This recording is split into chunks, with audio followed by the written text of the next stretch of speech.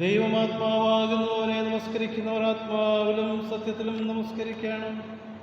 നമ്മുടെ പിതാവായ ദൈവത്തിങ്കിൽ നിന്നും കർത്താവായ യേശുക്രിസ്തുവിൽ നിന്നും നിങ്ങൾക്ക് കൃപയും സമാധാനമുണ്ടാകട്ടെ.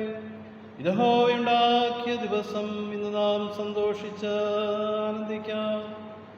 വസ്ത്രങ്ങളെയല്ല ഹൃദയങ്ങളെ തന്നെ കീറി നിങ്ങളുടെ ദൈവമായ യഹോവയുടെ അടുക്കിലേക്ക് തിരുവീൻ. അവൻ കൃപയും കരുണയും ദീർഘക്ഷമയും മഹാദയമുള്ളവനല്ലോ. അവൻ അനർത്ഥത്തെക്കുറിച്ച് അനുതപിക്കും. യേശു പറഞ്ഞു, ഒരുവൻ എന്നെ അനുഗമിപ്പാൻ ഇച്ഛിച്ചാൽ അവൻ തന്നെ താൻ ത്യജിച്ച് തൻ്റെ ക്രൂശ് എടുത്തുകൊണ്ട് എന്നെ അനുഗമിക്കട്ടെ. കർത്താവേ, ഞങ്ങളുടെ അതിരങ്ങളെ തുറക്കണമേ. പിതാവിനും പുത്രനും പരിശുദ്ധാത്മാവിനും മഹത്വമുണ്ടാകട്ടെ.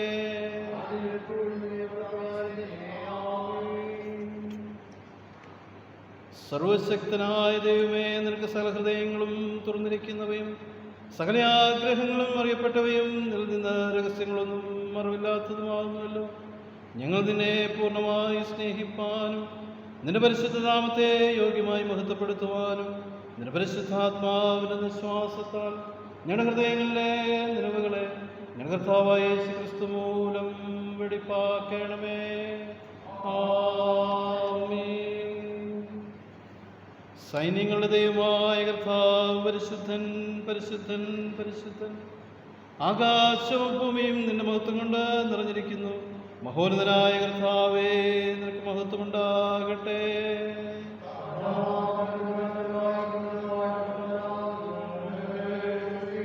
ദൈവമേ, നീ പരിശുദ്ധനാകുന്നു. സർവശക്തനേ, നീ പരിശുദ്ധനാകുന്നു. മരണമില്ലാത്തവനെ, നീ പരിശുദ്ധനാകുന്നു. ഞങ്ങൾക്ക് വേണ്ടി ക്രൂശിക്കപ്പെട്ട ഞങ്ങളുടെ വീണ്ടെടുപ്പാനായ കർത്താവേ, ഞങ്ങളോട് കരുണ ചെയ്യണമേ.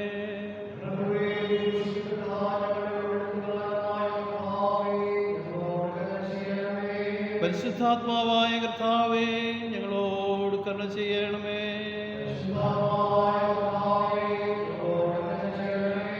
കർത്താവേ, ഞങ്ങളുടെ പ്രാർത്ഥനകളും സ്തോത്രങ്ങളും കൈക്കൊണ്ട് ഞങ്ങളോട് കരുണ ചെയ്യണമേ.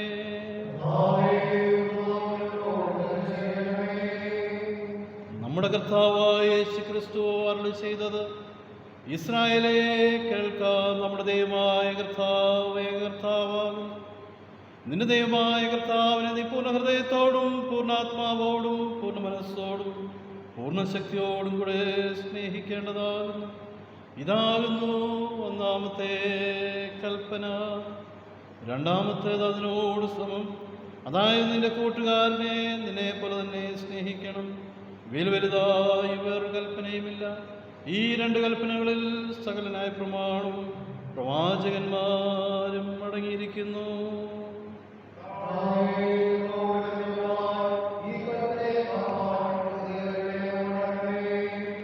കർത്താവിൽ പ്രിയ സഹോദരീ സഹോദരന്മാരെ, ദൈവത്തിൻ്റെ ഏറ്റവും പരിശുദ്ധ വചനം കേൾപ്പാനും കർത്താവിൻ്റെ ശരീരരക്തങ്ങളെ കൈക്കൊള്ളുവാനും നാം ഒരുമിച്ച് വന്നിരിക്കുന്നു.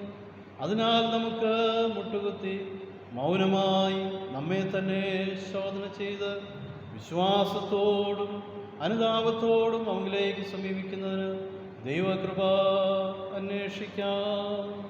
മുട്ടുകളെ മടക്കി നമുക്ക് പ്രാർത്ഥിക്കാം.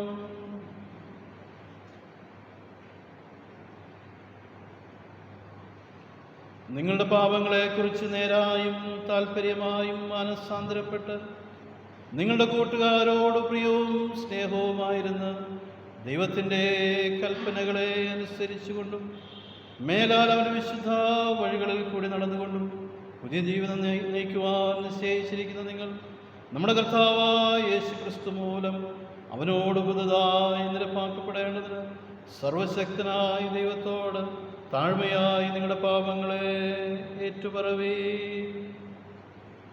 നമുക്ക് നമ്മുടെ കുറവുകളെ ദൈവസന്നിധിയിൽ അനുതാപ ഹൃദയത്തോടെ പൂർണ്ണ വിനയത്തോടും ഏറ്റുപറഞ്ഞ് പ്രാർത്ഥിക്കാം. നമുക്ക് ചേർന്ന് പ്രാർത്ഥിക്കാം. സ്വർഗസ്ഥ പിതാവേ, ഞങ്ങൾ നിനക്കും ഞങ്ങളെ അയൽക്കാർക്കും വിരോധമായി പാപം ചെയ്തിരിക്കുന്ന ഏറ്റുപറയുന്നു. ഞങ്ങൾ പ്രകാശത്തിലത്രേ നടന്നിരിക്കുന്നത്. കർത്താവിന്റെ നാമം ഉച്ചരിക്കുന്നെങ്കിലും ഞങ്ങൾ അനീതി വിട്ടുന്നില്ല. ഞങ്ങളോട് തന്നെയുണ്ടാകണമേ. യേശു ക്രിസ്തു നിമിത്തം ഞങ്ങളുടെ സകല പാപങ്ങളും ഞങ്ങളോട് ക്ഷമിക്കണമേ.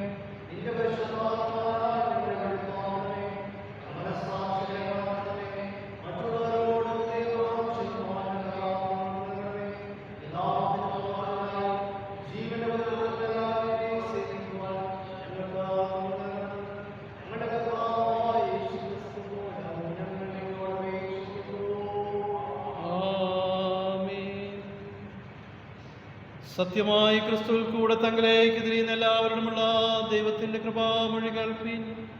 അധ്വാനിക്കുന്നവരും ഭാരം ചുമക്കുന്നവരുമായുള്ളവരെ എല്ലാവരും എൻ്റെ അടുക്കൽ വരുവീൻ, ഞാൻ നിങ്ങളെ ആശ്വസിപ്പിക്കും.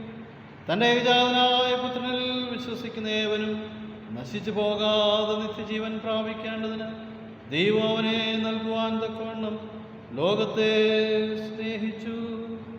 ഒരുത്തൻ പാപം ചെയ്തുവെങ്കിലും നീതിമാനായ യേശു ക്രിസ്തു എന്ന കാര്യസ്ഥൻ നമുക്ക് പിതാവിൻ്റെ അടുക്കലുണ്ട്. അവൻ നമ്മുടെ പാപങ്ങൾക്ക് പ്രായശ്ചിത്തമാകുന്നു. മനഃപൂർവമായ മാനസാന്തരത്തോടും സത്യവിശ്വാസത്തോടും തങ്ങളിലേക്ക് തിരികെയും തങ്ങളുടെ സഹോദരരോട് ക്ഷമിക്കുകയും ചെയ്യുന്ന എല്ലാവർക്കും പാപമോചനം നൽകുമെന്ന് തന്റെ മഹാകരുണയാൽ വാഗ്ദത്തം ചെയ്തിരിക്കുന്ന സ്വർഗസ്ഥ പിതാവായ സർവശക്തിയുള്ള ദൈവം നമ്മുടെ കർത്താവായ യേശു ക്രിസ്തു മൂലം നിങ്ങളോട് കരുണയുണ്ടായി നിങ്ങളുടെ സകല പാപങ്ങളും ക്ഷമിച്ച് അവയിൽ നിങ്ങളെ വിടുവിച്ച് സകല നന്മയിലും ഉറപ്പിച്ച് ബലപ്പെടുത്തി നിങ്ങളെ നിത്യജീവനിലേക്ക് പ്രവേശിപ്പിക്കട്ടെ. ആമേൻ. ദൈവമേ സ്തോത്രം. കർത്താവ് നിങ്ങളോട് കൂടെ ഇരിക്കട്ടെ. നോമ്പിൽ 4-ാം ഞായറാഴ്ചത്തേക്കുള്ള പ്രത്യേക അപേക്ഷ. വിമോചകനായ ദൈവമേ, എല്ലാ തരത്തിലുമുള്ള അടിമത്തത്തിൽ നിന്നും അടിച്ചമർത്തലിൽ നിന്നും ഞങ്ങളെ വീണ്ടെടുക്കുവാൻ നിന്റെ പുത്രനും ഞങ്ങളുടെ രക്ഷിതാവുമായ യേശു ക്രിസ്തുവിനെ ഈ ലോകത്തിലേക്ക് അയച്ചതിനായി ഞങ്ങൾ നന്ദി അർപ്പിക്കുന്നു.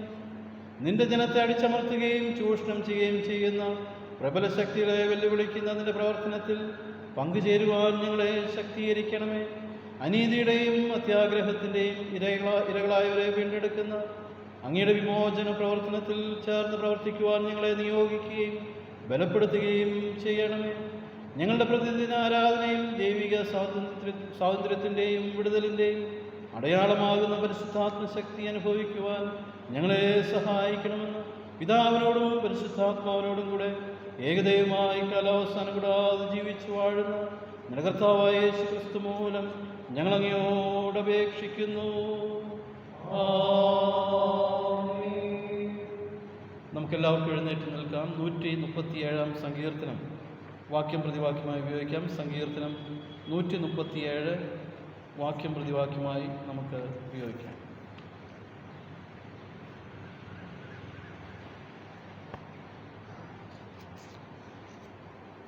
സങ്കീർത്തനം 137 വാക്യം പ്രതിവാക്യമായി നമുക്ക് ഉപയോഗിക്കാം.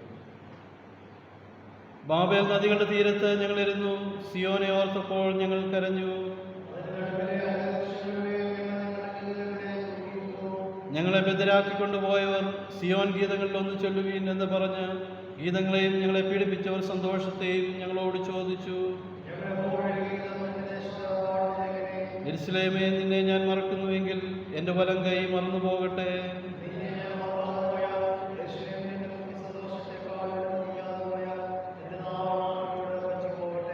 ഇടിച്ചുകളവീൻ, അടിസ്ഥാനം വരെ അതിന് ഇടിച്ചുകളവീൻ എന്നിങ്ങനെ പറഞ്ഞ ഏദോമ്യർക്കായി യഹോവേ, യെരൂശലേമിന്റെ നാൾ ഓർക്കണമേ.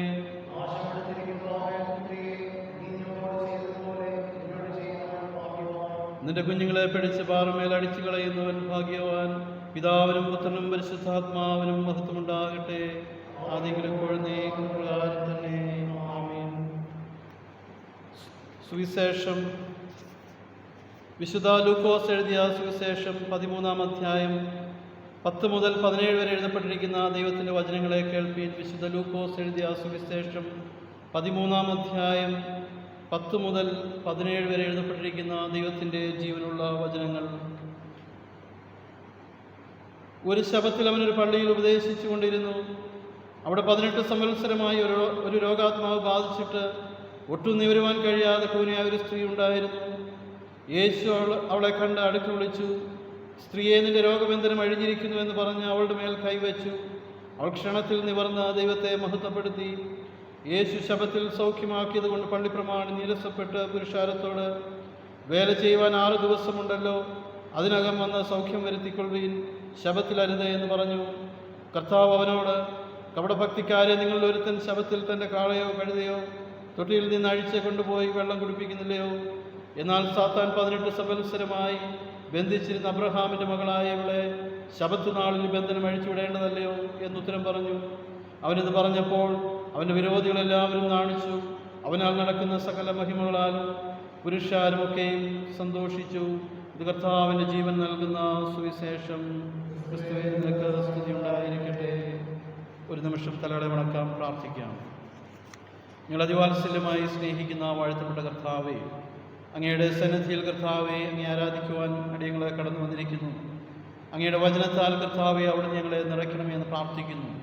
അങ്ങയുടെ വചനത്തിലൂടെ കർത്താവെ ഞങ്ങളുടെ ജീവിതത്തിൻ്റെ കുറവുകളെ കണ്ടെത്തുവാനും അങ്ങയുടെ വചനത്തിലൂടെ ഞങ്ങളുടെ കുറവുകളെ പരിഹരിച്ചുകൊണ്ട് അങ്ങ് ആഗ്രഹിക്കുന്ന ഒരു ജീവിതം നയിപ്പാനും കർത്താവെ അവിടെ ഞങ്ങളെ സഹായിക്കണമെന്ന് പ്രാർത്ഥിക്കുന്നു. അങ്ങയുടെ സാന്നിധ്യം കൊണ്ട് ഞങ്ങളെ നിറച്ചാട്ട് അങ്ങയുടെ പരിശുദ്ധാത്മാവിനാൽ ഞങ്ങളെ ബലപ്പെടുത്തിയാട്ട് യേശുവിൻ നാമത്തിൽ അപേക്ഷിക്കുന്നത് ദയതോ നീ കേൾക്കുമാറാകണമേ. ആമീൻ. എല്ലാവർക്കും ഇരിക്കും.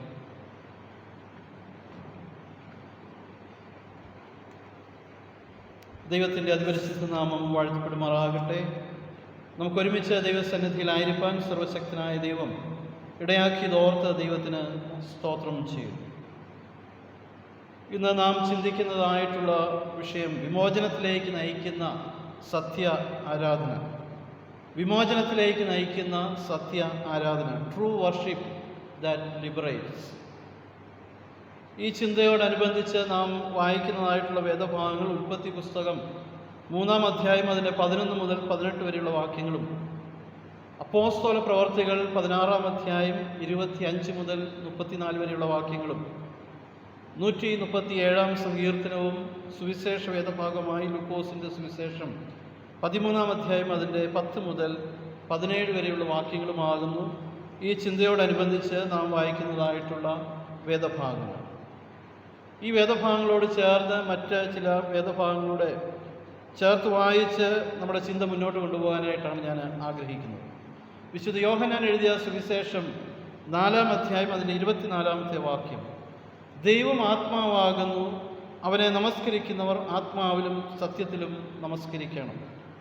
ദൈവം ആത്മാവാകുന്നു, അവനെ നമസ്കരിക്കുന്നവർ ആത്മാവിലും സത്യത്തിലും നമസ്കരിക്കണം. God is spirit and those who worship him must worship in spirit and truth. God is spirit and those who worship him must worship in spirit and truth. നമുക്കെയും ദൈവത്തെ ആരാധിക്കുവാനായിട്ട് ദൈവസന്നിധിയിലേക്ക് കടന്നു വരുന്നതായിട്ടുള്ള ദൈവത്തിൻ്റെ ജനമാണ്. എന്നാൽ എപ്പോഴെങ്കിലും എന്താണ് ആരാധന, ആരാധനയിലൂടെ എനിക്ക് എന്താണ് സംഭവിക്കുന്നത് എന്ന് നമ്മൾ ചിന്തിക്കാറുണ്ടോ എന്ന് ഞാൻ ചോദിക്കുവാനായിട്ട് ആഗ്രഹിക്കുക. ഒരു പക്ഷേ ആരാധനയ്ക്ക് നേതൃത്വം കൊടുക്കുവാനായിട്ട് ചില വ്യക്തികളെ ദൈവം നിയോഗിച്ച് ആക്കും. എന്നാൽ ദേവാലയത്തിൽ നാം ആരാധിക്കുവാനായിട്ട് വരുമ്പോൾ ആരാധനയ്ക്ക് നേതൃത്വം കൊടുക്കുന്നവരും ആരാധനയിൽ പങ്കുചേരുന്നവരും എല്ലാവരും ഒരുമിച്ച് ദൈവസന്നിധിയിൽ തങ്ങളെ തന്നെ പകരുന്നതായിട്ടുള്ള ഒരനുഭവമായി തീർന്നെങ്കിൽ മാത്രമേ അതൊരു സത്യ ആരാധനയായി തീരുകയുള്ളൂ, അല്ലെങ്കിൽ ആരാധനയുടെ അനുഭവം പൂർണ്ണമാക്കപ്പെടുകയുള്ളൂ എന്നുള്ളത് നാം മനസ്സിലാക്കണം. ഓരോ ആരാധനയിലും എന്താണ് സംഭവിക്കുന്നത് എന്ന് നമ്മൾ ചിന്തിക്കേണ്ടത് ആവശ്യം. നമുക്കറിയാം, നമ്മുടെ ആരാധനയുടെ ആദ്യം മുതൽ അവസാനം വരെ നമ്മൾ നോക്കുമ്പോൾ ഒരാരാധനയിൽ എന്തെല്ലാം സംഭവിക്കുന്നു എന്നുള്ളത് നമുക്ക് വ്യക്തമായിട്ട് മനസ്സിലാക്കുവാൻ കഴിയും. ഒന്ന്, ഈ ആരാധനയുടെ അനുഭവം എന്ന് പറയുന്നത് ഒരു സ്തോത്രാർപ്പണത്തിൻ്റെ അനുഭവമാണ്. ദൈവത്തിന് സ്തുതിസ്തോത്രങ്ങളെ അർപ്പിക്കുന്നതായിട്ടുള്ള ഒരനുഭവം.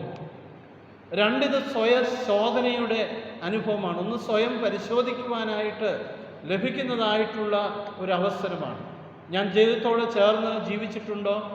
ദൈവത്തിൻ്റെ കൽപ്പനപ്രകാരം ഞാൻ ജീവിച്ചിട്ടുണ്ടോ? ദൈവം ആഗ്രഹിക്കുന്ന രീതിയിൽ ഞാൻ ജീവിച്ചിട്ടുണ്ടോ എന്ന് സ്വയം ശോധന ചെയ്യുവാൻ ലഭിക്കുന്ന അവസരമാണ് ഓരോ വിശുദ്ധ ആരാധനയും എന്ന് പറയുന്നത്. അങ്ങനെ സ്വയം ശോധന ചെയ്യുന്നതിലൂടെ എവിടെയെങ്കിലും തിരുത്തലുകൾ ആവശ്യമുണ്ടെങ്കിൽ ദൈവവചനത്തിൻ്റെ അടിസ്ഥാനത്തിൽ ആ തിരുത്തലുകൾക്ക് വേണ്ടി നമ്മെ തന്നെ സമർപ്പിക്കുവാൻ ലഭിക്കുന്ന അവസരമാണ് ഓരോ ആരാധനയും എന്ന് പറയുന്നത്. അങ്ങനെ തിരുത്തലുകൾക്ക് ലഭിക്കുന്നതായിട്ടുള്ള അവസരത്തിലൂടെ നമ്മെ തന്നെ ദൈവസന്നിധിയിൽ തിരുത്തി തിരുമേശയുടെ അരികിൽ വന്ന് നമ്മെ തന്നെ പുനർസമർപ്പണം ചെയ്യുന്ന അനുഭവം കൂടെയാണ് ആരാധന എന്ന് പറയുന്നത്. സ്വയം സ്തോത്രാർപ്പണം നടത്തുവാനും സ്വയശോധന നടത്തുവാനും ജീവിതത്തിൽ തിരുത്തേണ്ടുന്നവയെ തിരുത്തുവാനും തിരുമേശയുടെ അരികിൽ കടന്നു വന്നുകൊണ്ട് പുതുശക്തി പ്രാപിച്ച് പുതുദർശനം പ്രാപിച്ചുകൊണ്ട് പുതുക്കപ്പെട്ടവരായി കർത്താവിൻ്റെ സാക്ഷികളായി ഈ ലോകത്തിലേക്ക് ഇറങ്ങിപ്പുറപ്പെടുവാനായിട്ടാണ് ഓരോ ആരാധനയിലൂടെയും ദൈവം നമ്മിൽ നിന്ന് ആഗ്രഹിക്കുന്നത്. അതുകൊണ്ട് ആരാധന എന്ന് പറയുന്നത് ഒരു ഞായറാഴ്ച ദിവസം അല്ലെങ്കിൽ ഒരു വെള്ളിയാഴ്ച ദിവസം രാവിലെ വന്ന് അല്പസമയം ദേവാലയത്തിലിരുന്ന് പാട്ടുകൾ പാടി പ്രാർത്ഥിച്ച് മടങ്ങിപ്പോകുന്ന ഒരു അനുഭവം മാത്രമായിട്ട് നമ്മൾ ചിന്തിക്കരുത്. അതിനപ്പുറമായിട്ട് ഇതിനൊരു സ്തോത്രാർപ്പണത്തിൻ്റെ അനുഭവമുണ്ട്, സ്വയശോധനയുടെ അനുഭവമുണ്ട്, ഒരു തിരുത്തലിൻ്റെ അനുഭവമുണ്ട്, ഒരു പുതുക്കപ്പെടലിൻ്റെ അനുഭവമുണ്ട്, പുതുശക്തി പ്രാപിച്ചുകൊണ്ട് ഈ ലോകത്തിലേക്ക് ഇറങ്ങിത്തിരിക്കുന്ന ഒരു അനുഭവമുണ്ട്. അത് ഓരോ ആരാധനയിലും നാം അനുഭവിച്ചറിയേണ്ടുന്നതായിട്ടുള്ള ഒരു അനുഭവമാണ്. അതുകൊണ്ട് യോഹന്നാന്റെ സുവിശേഷത്തിൽ പറയുന്ന പോലെ ദൈവം ആത്മാവാകുന്നു, അവനെ നമസ്കരിക്കുന്നവർ ആത്മാവിലും സത്യത്തിലും അവനെ നമസ്കരിക്കുവാനായിട്ട് ഇടയായിത്തീരണം. ദൈവസന്നിധിയിൽ നമ്മെ തന്നെ പൂർണ്ണമായി വിനയപ്പെടുത്തുന്ന അനുഭവമായി തീരണം ഈ ആരാധനയുടെ അനുഭവം എന്ന് പറയുന്നത്. ഉൽപ്പത്തി പുസ്തകം പഠിക്കുമ്പോൾ അവിടെ എന്നെ ആകർഷിച്ചതായിട്ടുള്ള 1-2 വ്യക്തികളുണ്ട്. അതിലൊന്ന് നോഹയാണ്, മറ്റൊരു വ്യക്തി അബ്രഹാമാണ്.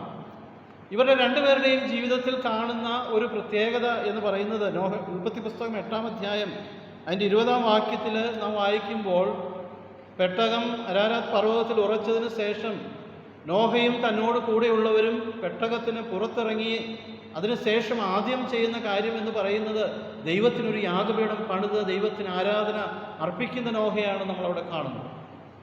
ഉൽപ്പത്തി പുസ്തകം 12-ാം അധ്യായത്തിൻ്റെ 7-ഉം 8-ഉം വാക്യങ്ങൾ വായിക്കുമ്പോഴും അവിടെയും നമ്മൾ കാണുന്നത് അബ്രഹാം ചെല്ലുന്ന ഇടങ്ങളിലൊക്കെയും ദൈവത്തിന് യാഗപീഠം പണിത് ആരാധന അർപ്പിക്കുന്ന അനുഭവം. അബ്രഹാം യാത്ര ചെയ്ത് ഒരു സ്ഥലത്തെത്തുമ്പോൾ അവിടെ താമസിക്കുകയും അവിടെ താമസിക്കുന്നതായിട്ടുള്ള സമയത്ത് അവിടെ യാഗപീഠം പണിത് ദൈവത്തിന് ആരാധന അർപ്പിക്കുന്നു. വീണ്ടും അവിടുന്ന് യാത്ര തുടർന്ന് മറ്റൊരു ദേശത്ത് ചെല്ലുമ്പോൾ അവിടെയും കൂടാരം അടിച്ച് ആദ്യം ചെയ്യുന്നത് ദൈവത്തിന് യാഗപീഠം പണിത് ആരാധന അർപ്പിക്കുന്നതായിട്ടുള്ള ഒരനുഭവം. അതുകൊണ്ട് ആരാധന എന്ന് പറയുന്നത് ഒരു മനുഷ്യൻ്റെ ജീവിതത്തിൽ എത്രത്തോളം പ്രാധാന്യമുള്ളതാണ് എന്ന് മനസ്സിലാക്കുവാൻ നമ്മൾ ശ്രമിക്കേണ്ടത് ആവശ്യമാണ്. നമ്മൾ വായിച്ചു കേട്ട വേദഭാഗങ്ങളിലൂടെ കടന്നു പോകുമ്പോൾ ലഭിക്കുന്ന 2-3 ചിന്തകളൂടെ പറഞ്ഞ് ഇന്നത്തെ ചിന്ത അവസാനിപ്പിക്കട്ടെ. പുറപ്പാട് പുസ്തകം 3-ാം അധ്യായം അതിൻ്റെ 11 മുതൽ 18 വരെയുള്ള വാക്യങ്ങൾ നാം വായിക്കുമ്പോൾ അവിടെ നമുക്ക് ലഭിക്കുന്ന ഒരു വലിയ ചിന്ത എന്ന് പറയുന്നത് ട്രൂ വർഷിപ്പ് ലിബറേറ്റ്സ്. യഥാർത്ഥമായിട്ടുള്ള ആരാധന അത് നമ്മെ വിമോചിപ്പിക്കുന്നതായിട്ടുള്ള ഒരു അനുഭവമാണ് എന്നുള്ള ചിന്തയാണ് പുറപ്പാട് പുസ്തകത്തിൻ്റെ 3-ാം അധ്യായം 11 മുതൽ 18 വരെയുള്ള വാക്യങ്ങളിൽ നാം കാണുന്നത്. മിസ്രൈമി അടിമത്തത്തിലായിരുന്ന ഇസ്രായേൽ ജനത്തെ വിടുവിച്ചു കൊണ്ടുവരുവാനായിട്ട് ദൈവം മോശയെ നിയോഗിച്ചാക്കുന്നതും ആ നിയോഗം ഏറ്റെടുത്ത് മുന്നോട്ട് പോകുവാനായിട്ട് ശ്രമിക്കുമ്പോൾ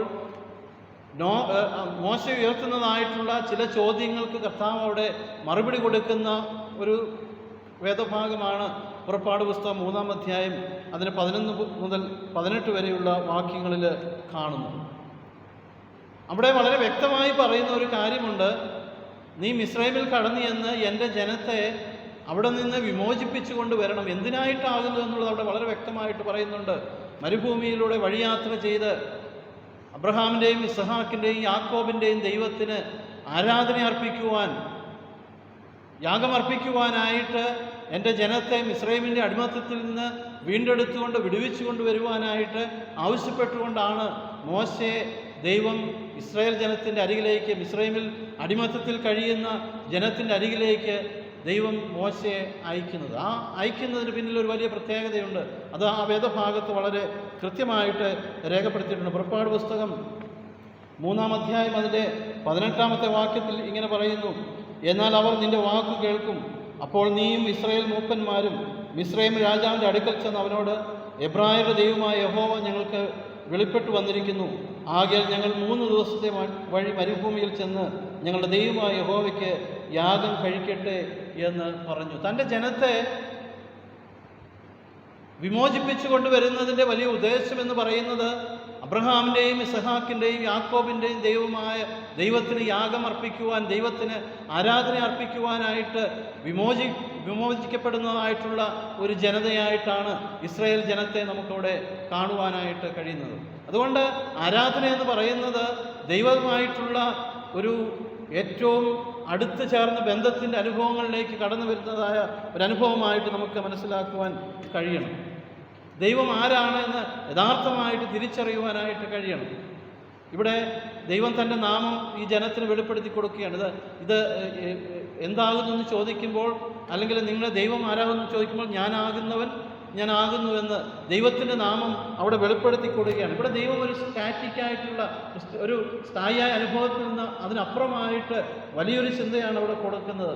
നിരന്തരമായി, എന്നേക്കുമായി, എപ്പോഴും സ്ഥിതി ചെയ്യുന്ന, എപ്പോഴും സജ്ജമായിരിക്കുന്ന, ആശ്രയിക്കുവാൻ കഴിയുന്ന ഒരു ദൈവമാണ് നമ്മുടെ ദൈവം എന്ന് പറഞ്ഞുകൊണ്ട് ദൈവത്തിൻ്റെ നാമത്തെ ആ ജനത്തിന് വെളിപ്പെടുത്തി കൊടുക്കുന്ന ഒരനുഭവത്തെ നമുക്കവിടെ കാണുവാനായിട്ട് കഴിയും. അതുകൊണ്ട് ആരാധന എന്ന് പറയുന്നത് അത് വിമോചിപ്പിക്കുന്നതായിട്ടുള്ള ഒരനുഭവമാണ്. അടിമത്തത്തിൻ്റെ അനുഭവത്തിൽ കഴിഞ്ഞതായിട്ടുള്ള തൻ്റെ ജനത്തെ ആരാധനയുടെ അനുഭവത്തിലേക്ക് കൊണ്ടുവരുന്നതിലൂടെ വലിയൊരു അടിമത്തത്തിൻ്റെ അനുഭവത്തിൽ നിന്നും വിമോചിക്കപ്പെടുന്നതായിട്ടുള്ള ഒരു ജനസമൂഹത്തെ നമുക്കിവിടെ കാണുവാനായിട്ട് കഴിയും. അതുകൊണ്ട് ഓരോ ആരാധനയും എന്ന് പറയുന്നത് അത് വിമോചിപ്പിക്കുന്ന അനുഭവമായിട്ട് തീരണം. ഏതെങ്കിലും അടിമത്തത്തിൻ്റെ അനുഭവത്തിൽ ഞാനും നിങ്ങളും കഴിയുന്നുവെങ്കിൽ അതിൽ നിന്നുള്ളൊരു വിമോചനത്തിൻ്റെ അനുഭവമായി തീരണം ആരാധന. ദൈവം തൻ്റെ ജനത്തെ ഇവിടെ വിളിച്ചിറക്കിക്കൊണ്ടുവന്ന്, മിസ്രയീമി അടിമത്തത്തിൽ നിന്ന് വിളിച്ചിറക്കിക്കൊണ്ടുവന്ന് ദൈവത്തിന് ആരാധന അർപ്പിക്കുവാനായിട്ട് കൊണ്ടുവരുന്നതായിട്ടുള്ള, അതിനുവേണ്ടി നിയോഗിക്കപ്പെടുന്നതായിട്ടുള്ള മോശയെ നമ്മളിവിടെ കാണുകയാണ്. അതുകൊണ്ട് നമ്മുടെ ജീവിതത്തിൽ ആരാധനയുടെ പ്രാധാന്യം എന്താണെന്ന് നമ്മൾ മനസ്സിലാക്കണം. ഇത് കേവലം ഒരു ബുദ്ധിപരമായിട്ടുള്ള അറിവല്ല, ദൈവത്തെക്കുറിച്ചുള്ള ബുദ്ധിപരമായിട്ടുള്ള അറിവല്ല ആരാധന. അതിലപ്പുറമായിട്ട് ആരാധന ഒരനുഭവമായിട്ട് തീരേണ്ടത് ആവശ്യമാണ്. It is a learning, it's an understanding, and also it is an experience. ആരാധന എന്ന് പറയുന്നത് it's a learning, it's understanding, and it's experiencing. ദൈവത്തെക്കുറിച്ച് അറിയുക, മനസ്സിലാക്കുക എന്നതിൽ അപ്പുറമായിട്ട് ദൈവത്തെ എക്സ്പീരിയൻസ് ചെയ്യുക, ദൈവത്തെ അനുഭവിച്ചറിയുന്ന ഒരു അനുഭവമായി തീരണം ആരാധന. ഒരു പക്ഷേ ഈ ഇസ്രായേൽ ജനം അനുഭവിക്കുന്നതായിട്ടുള്ളൊരു വലിയ അനുഭവം അതാണ്. ദൈവം ആരാണ് എന്നുള്ളത് അവർ അവരുടെ ജീവിതത്തിൻ്റെ അനുഭവത്തിലൂടെ തിരിച്ചറിയുവാനായിട്ട് പോവുകയാണ്. ദൈവം ആരാകുന്നു എന്നുള്ളത് അവർ വ്യക്തമായി അവരുടെ ജീവിതത്തിൽ, ഒരുപക്ഷെ അവരുടെ ന്യായപ്രമാണങ്ങളോ അവരുടെ ചിന്തകളോ അതിലൊക്കെ അപ്പുറമായിട്ട് ദൈവം ആരാണ് എന്നുള്ളത് അവർ വളരെ വ്യക്തമായി ജീവിതത്തിൽ എക്സ്പീരിയൻസ് ചെയ്യാനായിട്ട് പോവുകയാണ്. ആ എക്സ്പീരിയൻസിലൂടെ ദൈവത്തിന് ആരാധന അർപ്പിക്കുന്ന ഒരു അനുഭവമായിട്ട് തീരാൻ പോവുകയാണ്. അതുകൊണ്ട് നമ്മുടെയും ജീവിതത്തിൽ നമ്മളോട് തന്നെ ചോദിക്കേണ്ടുന്ന ഒരു കാര്യമുണ്ട്. എൻ്റെ ജീവിതത്തിൽ എന്താണ് ആരാധന? ആരാധനയ്ക്കുള്ള പ്രാധാന്യം എന്താണ്? ഈ ആരാധനയ്ക്ക് എന്നെ ലിബറേറ്റ് ചെയ്യാൻ, എന്നെ വിമോചിപ്പിക്കുവാനായിട്ട് കഴിയുന്നുണ്ടോ?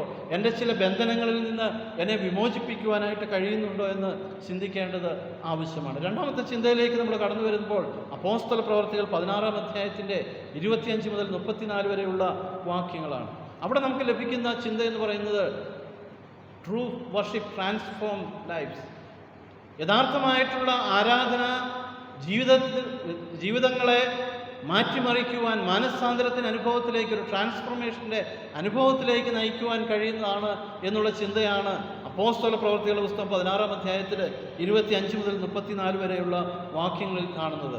അവിടെ തടവിലായിരുന്നതായിട്ടുള്ള പൗലോസും ശീലാസും ദൈവത്തെ ആരാധിക്കുമ്പോൾ അവരുടെ തടവറകൾ തുറക്കപ്പെട്ട് അവർ ആ തടവറയിൽ നിന്ന് വിമോചിക്കപ്പെടുന്നതായിട്ടുള്ള ഒരനുഭവത്തിലേക്ക് കടന്നു വരികയും, അതിൽ അപ്പുറമായി നമ്മളവിടെ കാണുന്നത് ഇവിടെ ഈ കാരാഗ്രഹ പ്രമാണിയുടെ ജീവിതത്തിൽ ഒരു വലിയ മാറ്റത്തിൻ്റെ അനുഭവത്തിലേക്ക് കടന്നു വരുന്നതായിട്ടുള്ള അനുഭവത്തെ നമ്മളവിടെ കാണുകയാണ്. ഈ കാരാഗ്രഹ പ്രമാണി അവിടെ ഒരു വലിയ ട്രാൻസ്ഫോർമേഷന്, വലിയൊരു മാനസാന്തരത്തിന് വിധേയപ്പെടുകയാണ്.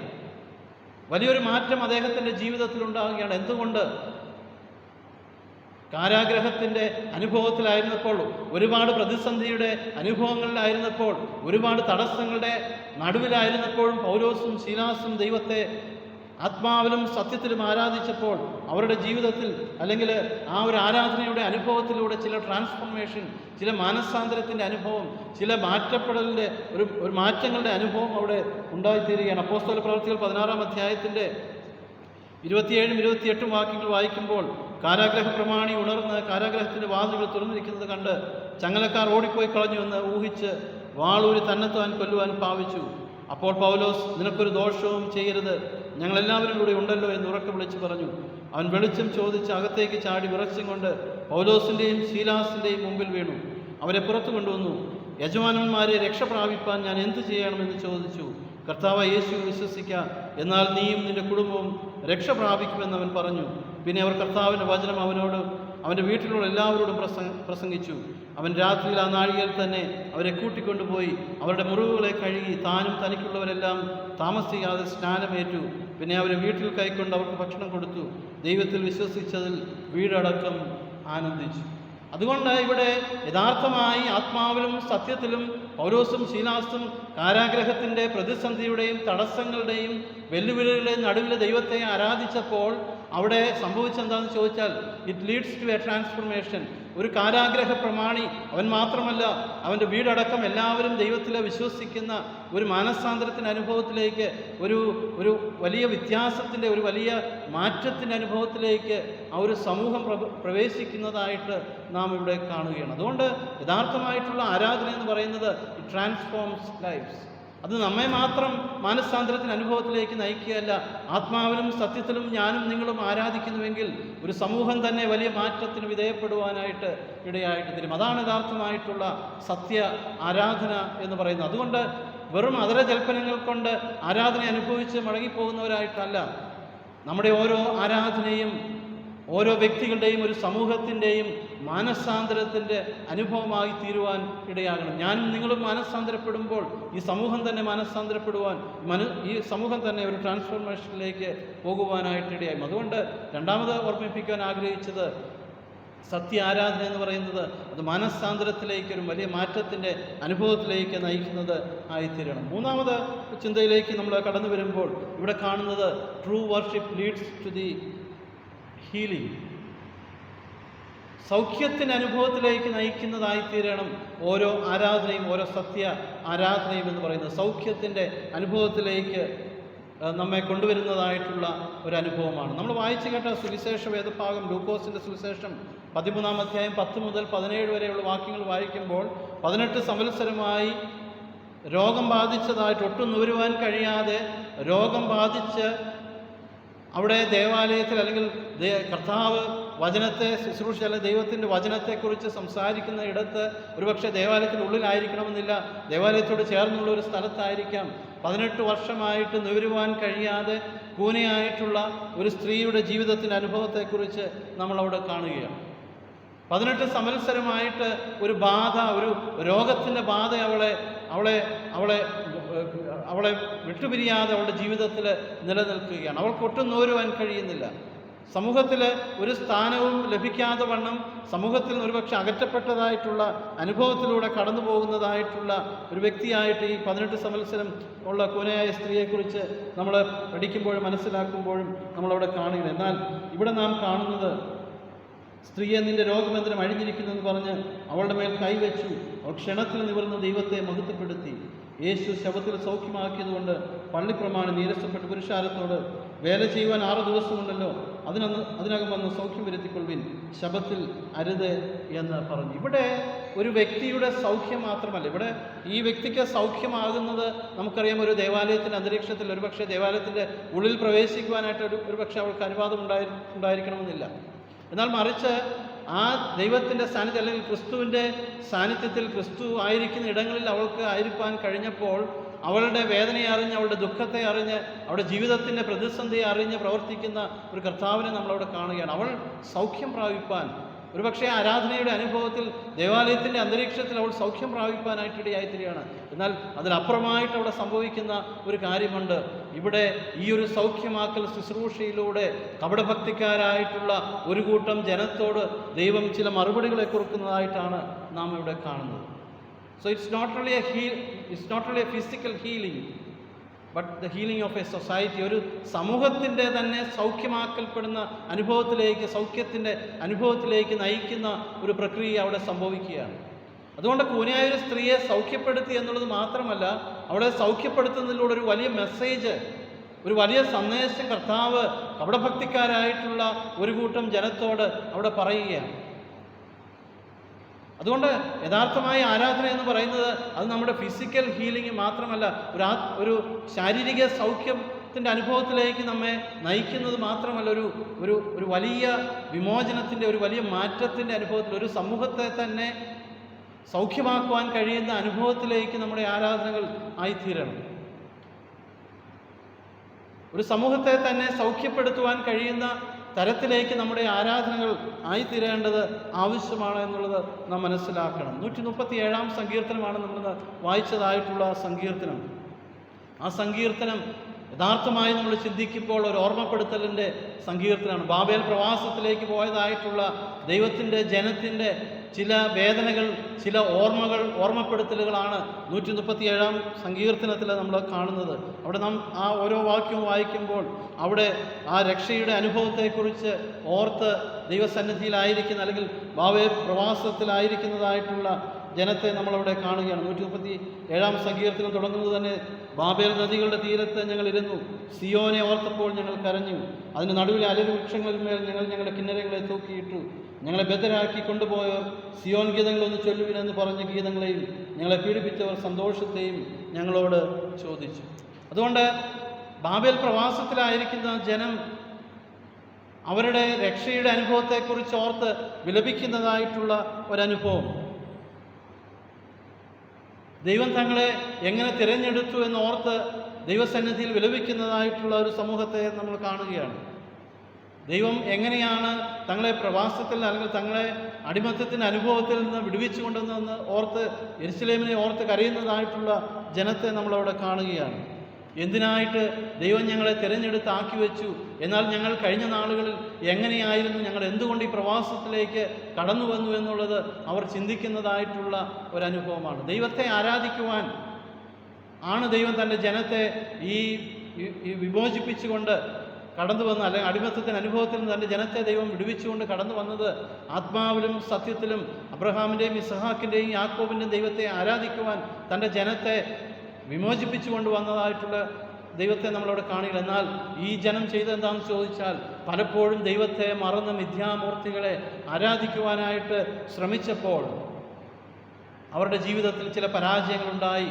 ഇവിടെ ബാബേൽ പ്രവാസത്തിലേക്ക് ഈ ജനം കടന്നു പോകേണ്ടുന്ന ഒരവസ്ഥ ഉണ്ടായതായിട്ടാണ് ഈ 137 സങ്കീർത്തനം നമ്മൾ പഠിക്കുമ്പോൾ നമ്മൾ കാണുന്നത്. 137 സങ്കീർത്തനത്തിൻ്റെ ഒരു ചരിത്രത്തിലേക്ക് നമ്മൾ നോക്കുമ്പോൾ ഈ ജനം ബാബേൽ പ്രവാസത്തിലേക്ക് പോകുവാനുള്ള പ്രധാന കാരണം എന്ന് പറയുന്നത് മിഥ്യാമൂർത്തികളെ ആരാധിച്ച്, ജീവനുള്ള ദൈവത്തെ അല്ലാതെ മറ്റുള്ള ദൈവങ്ങളെ ആരാധിച്ച് മറ്റുള്ള ജീവിത ശൈലിയിലേക്ക് പോയപ്പോൾ അവർ ബാബേൽ പ്രവാസത്തിലേക്ക് പോകേണ്ടതായിട്ട് വന്നു. എന്നാൽ ബാബേൽ നദികളുടെ തീരത്തിരുന്നപ്പോൾ അവർ ദൈവത്തെ ഓർക്കുകയാണ്, അവർ യെരുശലേമിനെ ഓർക്കുകയാണ്, അവർ ദൈവത്തെ ഓർക്കുകയാണ്, ദൈവം തങ്ങളെ വിടുവിച്ചു എന്ന് ഓർക്കുകയാണ്, ദൈവം എന്തിനായി ഞങ്ങളെ വിടുവിച്ചു എന്നുള്ളതിനെല്ലാം ഓർക്കുന്നതായിട്ടുള്ള ഒരു അനുഭവത്തിലേക്ക് കടന്നു ചെല്ലുകയാണ്. അതുകൊണ്ട് പ്രിയമുള്ളവരെ, ഓരോ ആരാധനയും എന്ന് പറയുന്നത് ഓരോ ഓർമ്മപ്പെടുത്തലുകളായി തീരേണ്ടത് ആവശ്യമാണ്. ഞാനും നിങ്ങളും വിശുദ്ധ സംസർഗ ശുശ്രൂഷ സ്വീകരിക്കുമ്പോൾ അതൊരു ഓർമ്മപ്പെടുത്തലാണ്.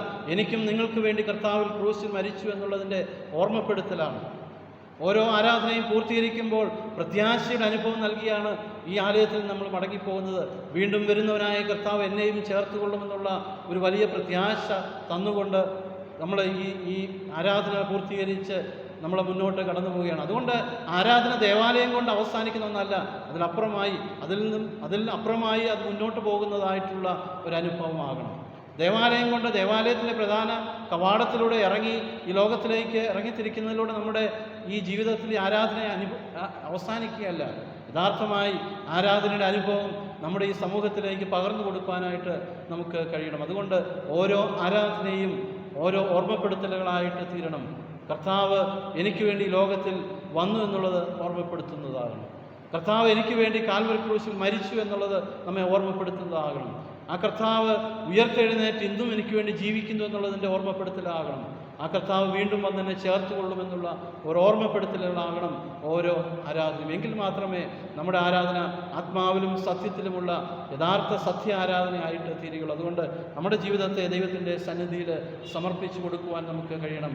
ബാബേൽ നദികളുടെ തീരത്തിരുന്ന് ഈ ജനം കരഞ്ഞതുപോലെ നമ്മുടെ ജീവിതത്തിൻ്റെ അനുഭവങ്ങളുടെ അരികിലിരുന്നു കൊണ്ട് നമുക്ക് കരയുവാനായിട്ട് സാധിക്കണം. കർത്താവേ, നീ എന്നെ വിളിച്ച് വേർതിരിച്ചത് നിനക്ക് വേണ്ടി ജീവിക്കുവാനായിട്ടാകുന്നു. എന്നാൽ ഞങ്ങൾ തെറ്റിപ്പോയി, എന്നാൽ ഞങ്ങൾ അങ്ങിൽ നിന്ന് അകന്നുപോയി, എന്നാൽ ഞങ്ങൾ പലപ്പോഴും ജീവനുള്ള ദൈവത്തെ മറന്ന് മറ്റുള്ള അനുഭവങ്ങളിലേക്ക് കടന്നുപോയി എന്ന് ദൈവസന്നിധിയിൽ ഓർത്ത് കരയുന്ന ഒരനുഭവമായി തീരണം നമ്മുടെ ഓരോ ആരാധനയും. അതിന് സർവശക്തനായ ദൈവം നമ്മെ സഹായിക്കട്ടെ. നാം വായിച്ചതുപോലെ ദൈവം ആത്മാവാകുന്നു, അവനെ നമസ്കരിക്കുന്നവർ ആത്മാവിലും സത്യത്തിലും നമസ്കരിക്കണം. അതുകൊണ്ട് ആ ദൈവത്തെ നമസ്കരിക്കുമ്പോൾ, ആരാധിക്കുമ്പോൾ ആത്മാവിലും സത്യത്തിലും ദൈവത്തെ ആരാധിക്കുവാനായിട്ട് നമുക്ക് കഴിയട്ടെ. അതിന് സർവശക്തനായ ദൈവം നമ്മെ ബലപ്പെടുത്തട്ടെ. ഈ വചനങ്ങളാൽ ദൈവം നമ്മെ അനുഗ്രഹിക്കുമാറാകട്ടെ. ആമേൻ. നാം കേട്ടതായിട്ടുള്ള വചനത്തെ ഹൃദയത്തിൽ സ്വീകരിച്ചുകൊണ്ട് നമുക്കെല്ലാവർക്കും എഴുന്നേറ്റ് നിന്ന് നിത്യാവിശ്വാസ പ്രമാണം ചേർന്ന് ചൊല്ലാം. സർവശക്തിയുള്ള പിതാവായി ആകാശത്തെയും ഭൂമിയെയും കാണപ്പെടുന്നതെയും കാണപ്പെടാത്തതുമായുള്ള സകലത്തെയും സൃഷ്ടിക്കാനായ ദൈവത്തിൽ ഞാൻ വിശ്വസിക്കുന്നു. ദൈവത്തിലെ ഏകജാതനായ പുത്രനായ ഏകർത്താവായ യേശുക്രിസ്തുവിൽ ഞാൻ വിശ്വസിക്കുന്നു. അവൻ സർവ്വലോകർക്കും വേദന പിതാവിൽ നിന്ന് ജനിക്കപ്പെട്ടവൻ, ദൈവത്തിൽ നിന്ന് ദൈവം, പ്രകാശം പ്രകാശം, സത്യദൈവത്തിൽ നിന്ന് സത്യദൈവം, ജനിക്കപ്പെട്ടവനുണ്ടാക്കപ്പെട്ടവനല്ല, പിതാവിനോട് ഏകത്വമുള്ളവൻ, അവനാൽ സകലവും ഉണ്ടായി. മനുഷ്യരായ നമുക്കും നമ്മുടെ രക്ഷയ്ക്കും വേണ്ടി സ്വർഗ്ഗത്തിൽ നൽകി പരിശുദ്ധാത്മാവിനാൽ കനലിച്ച് മനുഷ്യനായി തീർന്നു. പന്തിയോസ് പിലാത്തോസിൽ നമുക്ക് വേണ്ടി ക്രൂശിക്കപ്പെട്ടു, അവൻ കഷ്ടപ്പെട്ടു, അടക്കപ്പെട്ടു, ദൈവത്തിനുപ്രകാരം മൂന്നാം ദിവസം ഉയർത്തെഴുന്നേറ്റ് സ്വർഗ്ഗത്തിലേക്ക് കയറി പിതാവിന്റെ വലത്തുഭാഗത്തിരിക്കുന്നു. അവൻ ജീവനുള്ളവരെയും മരിച്ചവരെയും പാൽമോക്കത്തോടെ വീണ്ടും വരും. അവന്റെ രാജ്യത്തിന് അവസാനം ഉണ്ടാകുകയില്ല. കർത്താവ് ജീവിപ്പിക്കുന്നവനും പിതാവിനോടത്തിൽ നിന്നും പുറപ്പെടുന്നവനും പിതാവിനോടും പുത്രനോടും കൂടെ ഒന്നിക്കപ്പെട്ട് മോഹത്തപ്പെടുന്നവനും പ്രവാചകനും പറയച്ചനുമായ പരിശുദ്ധാത്മാവിൽ ഞാൻ വിശ്വസിക്കുന്നു. കാതോലിക അപ്പോസ്തലികമായ ക്രിസ്തുസഭയിൽ ഞാൻ വിശ്വസിക്കുന്നു. പാവമോചനത്തെ സ്മരിച്ചിരിക്കുന്നു. മനുഷ്യരുടെ പുനരുദ്ധാനത്തിലും വരുവോള ലോകത്തിലെ ജീവനും ഞാൻ കാത്തിരിക്കുന്നു. എല്ലാവർക്കും മധ്യസ്ഥ പ്രാർത്ഥനയ്ക്കായിട്ട് നമുക്കൊരുങ്ങാം. തലകളെ ഉണക്കാം. നമ്മുടെ ഹൃദയങ്ങളെ ദൈവത്തിൻ്റെ സന്നിധിയിൽ നമുക്ക് പകരാം. പ്രാർത്ഥന കേൾക്കണമേ കർത്താവേ, യാചന നൽകണമേ കർത്താവേ, യാചന നൽകണമേ. പുത്രന്റെ നാമത്തിൽ ചോദിക്കും കാര്യങ്ങൾ, പുത്രന്റെ നാമത്തിൽ ചോദിക്കും കാര്യങ്ങൾ, ഉത്തരം തന്നരുളാം എന്നുള്ളൊരു വാഗ്ദത്തം എന്നുള്ളൊരു വാഗ്ദത്തം പോലെയായി. പ്രാർത്ഥന കേൾക്കണമേ കർത്താവേ, യാചന നൽകണമേ കർത്താവേ, യാചന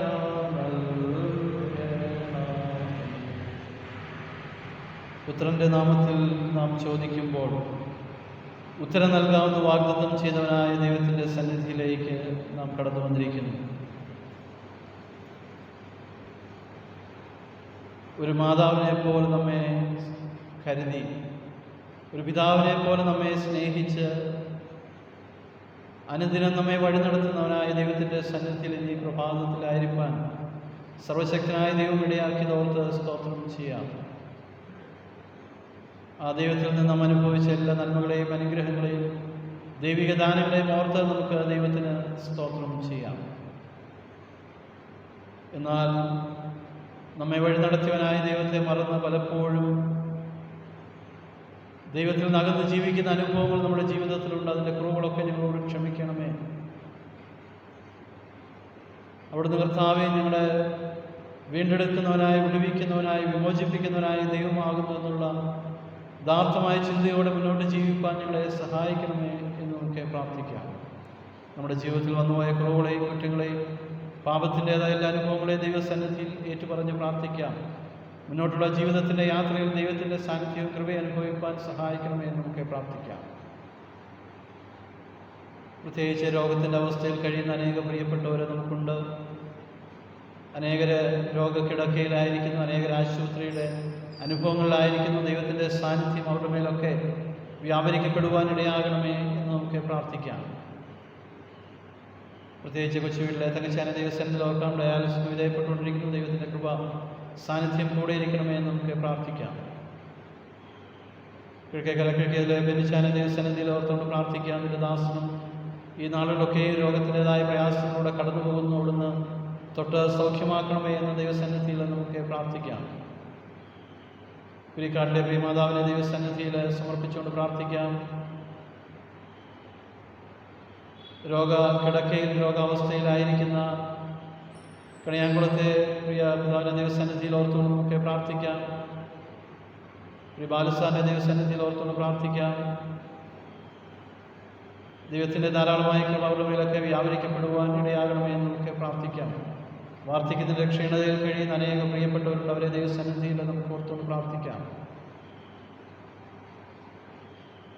ദൈവത്തിൻ്റെ ധാരാളമായ കൃപ അവരുടെ മേൽ വ്യാപരിക്കപ്പെടുന്നതിന് വേണ്ടി നമുക്ക് പ്രാർത്ഥിക്കാം. ജീവിതത്തിൽ പലവിധമായ പ്രശ്നങ്ങളെയും പ്രയാസങ്ങളുടെ അനുഭവങ്ങളിലൂടെ കടന്നു പോകുന്നവരുണ്ട്. ജോലി നഷ്ടപ്പെട്ട നമ്മുടെ പ്രിയപ്പെട്ടവരുണ്ട്. ജോലി സ്ഥലങ്ങളിൽ പ്രയാസങ്ങൾ അനുഭവിക്കുന്നവരുണ്ട്. കുഞ്ഞുങ്ങളെക്കുറിച്ച് ഓർത്ത് ഭാരപ്പെടുന്ന അനേക മാതാപിതാക്കളുണ്ട്. അവരുടെ പഠനവും അവരുടെ വിവാഹവും കുഞ്ഞുങ്ങളുടെ ജീവിതത്തിൻ്റെതായ ചില അവസ്ഥകളെക്കുറിച്ചൊക്കെ ഓർത്ത് ഭാരപ്പെടുന്ന അനേക മാതാപിതാക്കളുണ്ട്.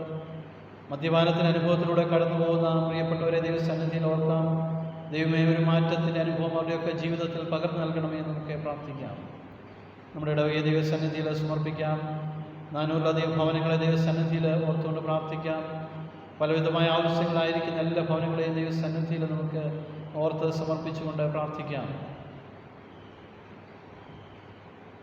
കുഞ്ഞുങ്ങളില്ലാതെ ഭാരപ്പെടുന്ന ദമ്പതിമാരെ നമുക്ക് ഓർക്കാം. കുഞ്ഞുങ്ങളെക്കുറിച്ച് ഓർത്ത് ഭാരപ്പെടുന്നവരെ ദൈവസന്നിധിയിൽ നമുക്ക് സമർപ്പിച്ച് പ്രാർത്ഥിക്കാം. മറ്റുള്ളവരോട് തുറന്നു പറയുവാൻ കഴിയാത്ത ഹൃദയത്തിൻ്റെ ഭാരങ്ങളുമായി കഴിയുന്നവരെല്ലാം ദൈവസന്നിധിയിൽ നമുക്ക് ഓർക്കാം. പ്രത്യേകിച്ച് ഈ നോമ്പിൻ്റെ നാളുകളിൽ നടത്തപ്പെടുന്ന എല്ലാ ആരാധനകളെയും ദൈവസന്നിധിയിൽ സമർപ്പിക്കാം. ആത്മാവിലും സത്യത്തിലും ആരാധിപ്പാൻ കർത്താവെ അവിടെ ഞങ്ങളെ സഹായിക്കണമേ. അതിനായി കർത്താവെ ഞങ്ങളുടെ ജനത്തെ ഒരുക്കണമേ എന്ന് നമുക്ക് പ്രാർത്ഥിക്കാം. ജീവിതത്തിൻ്റെ പലവിധമായ പ്രശ്നങ്ങളെയും പ്രയാസങ്ങളെയും പ്രതികൂലങ്ങളെയും ദുഃഖങ്ങളുടെയും എല്ലാ നടുവിലൂടെ കടന്നു പോകുന്നവരെ ഓർക്കാം. എല്ലാ സുവിശേഷ പ്രവർത്തനങ്ങളും സുവിശേഷ പ്രവർത്തകർ, സഭകൾ, സഭാപ്രവർത്തകർ, സഭാ മേലധ്യക്ഷന്മാർ എല്ലാം ദൈവകരങ്ങളിൽ സമർപ്പിച്ച് നമുക്ക് പ്രാർത്ഥിക്കാം. നമ്മെ തന്നെ ദൈവത്തിൻ്റെ കരങ്ങളിൽ സമർപ്പിക്കാം. നമ്മുടെ ഇടവകയുടെ ആവശ്യങ്ങളെ കൃത്യമായി ഓർക്കാം. ചർച്ച കമ്മിറ്റിയെ ദൈവസന്നിധിയിൽ ഓർക്കാം.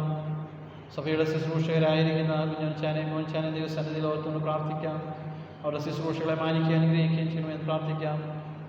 ശുശ്രൂഷകൾക്ക് നേരിടുന്ന സഭയച്ചനെയും കൊച്ചുമേയും ദൈവസന്നിധിയിൽ ഓർക്കാം. അവരുടെ ശുശ്രൂഷയും പ്രവർത്തനവും സഭയ്ക്കും സമൂഹത്തിനുമൊക്കെ അനുഗ്രഹമായി തീരണമേ എന്ന് നമുക്ക് പ്രാർത്ഥിക്കാം.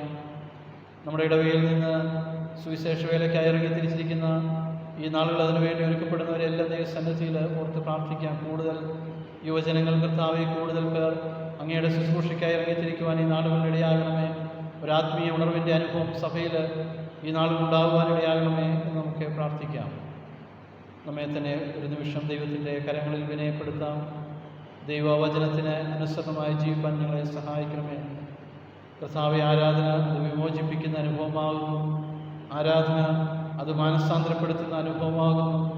ആരാധന അത് സൗഖ്യമാക്കുന്ന അനുഭവമാകുന്നു എന്ന് കർത്താവെ ഞങ്ങൾ ധ്യാനിച്ചതുപോലെ കർത്താവെ, വ്യക്തികളുടെ സൗഖ്യമല്ല, അതിലപ്പുറമായി ഒരു സമൂഹത്തിൻ്റെ സൗഖ്യത്തിലേക്ക് ഞങ്ങളുടെ ആരാധനകൾ കർത്താവെ ആയിത്തീരുവാനിടയാകണമേ എന്ന് നമുക്ക് പ്രാർത്ഥിക്കാം. വിശുദ്ധ മേശയുടെ അരികിലേക്ക് കടന്നു വരുവാൻ നമ്മെ തന്നെ ദൈവസന്നിധിയിൽ നമുക്ക് ഒരുക്കുകയും ചെയ്യാം.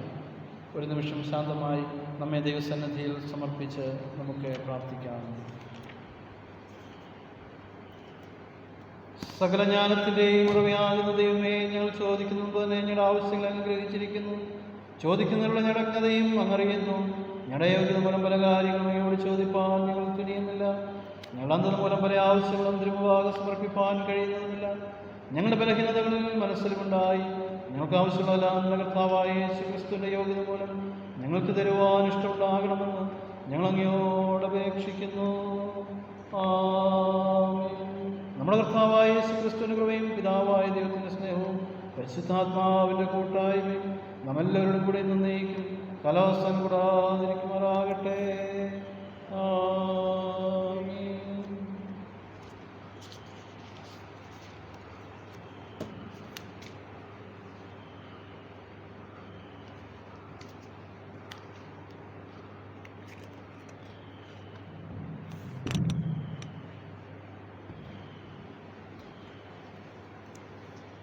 ദാനാർപ്പണത്തിനായിട്ട് നമുക്കെല്ലാവർക്കും എഴുന്നേറ്റ് നിൽക്കാം.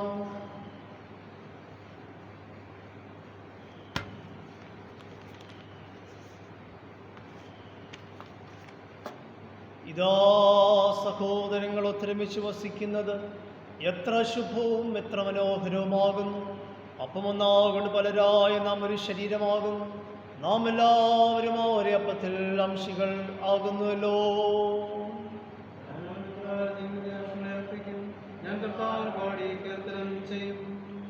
സമാധാനത്തിൻ്റെയും നിരപ്പിൻ്റെയും അടയാളമായ കയ്യസൂര്യ നമുക്ക് അന്യോന്യം കൈമാറാം.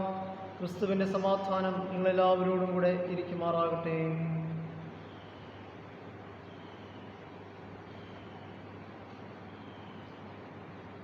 ജ്ഞാനകീർത്തനങ്ങളിൽ 219 കീർത്തനം നമുക്ക് പാടാം.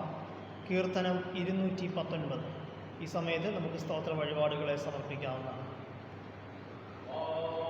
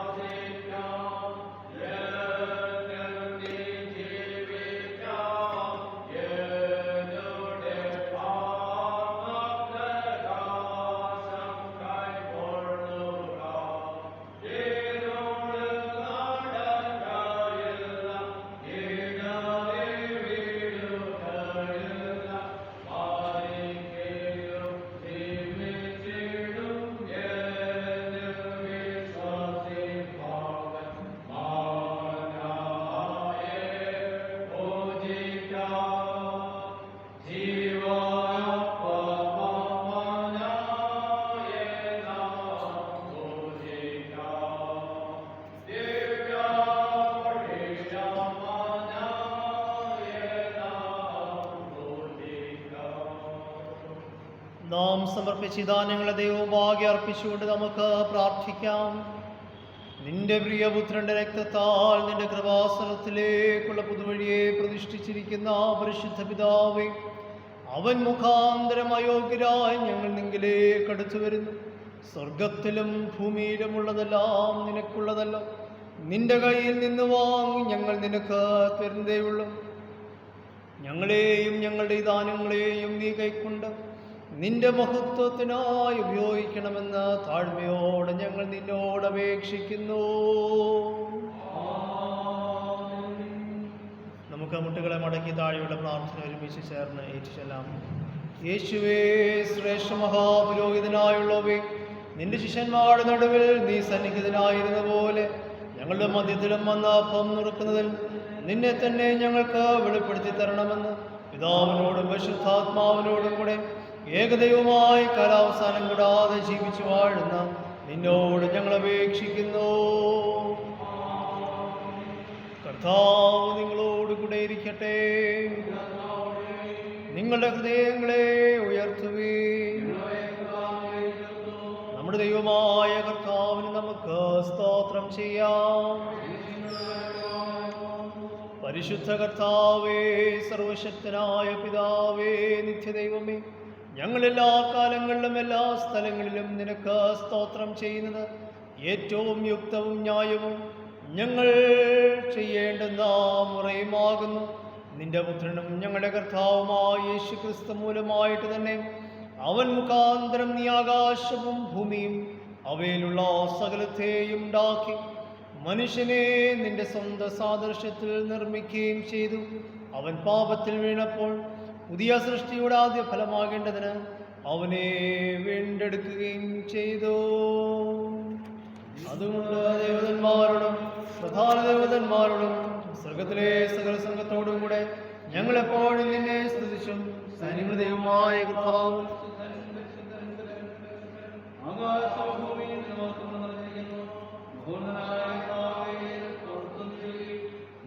നാമത്തെ പുകഴ്ത്തി മഹത്വപ്പെടുത്തുന്നു. ആമേൻ.